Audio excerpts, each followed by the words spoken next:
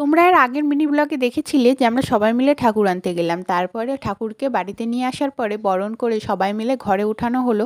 তারপরে এখন দেখো আমি বসে পড়েছি মায়ের জন্য একটা জবা ফুলের মালা গাঁথতে। সেটা এখন পরিয়ে দিলাম আর পুজোর সব কিছু রেডি হয়ে গেছে আর ঠাকুরমশাইও চলে এসেছে। সেই জন্য পুজোটাও শুরু হয়ে গেছে। পুজোটা আমাদের 12টার মধ্যে শুরু হয়ে গেছিলো।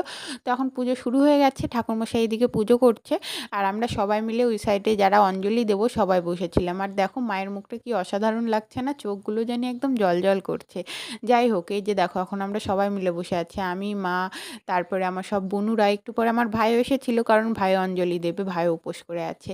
আর এই যে দেখো এখন আমরা সবাই মিলে অঞ্জলি দিয়ে নিলাম পুজো কমপ্লিট করে। এখন এই যে দেখো সব মামি বৌদি এরা সবাই মিলে প্রসাদ মাখামাখি করছে। আর এখন আমরা বসে পড়েছি খেতে, কারণ আমরা আগে খেয়ে নেবো, তারপরে লোকজন আসলে তাদেরকে খেতে দেবো।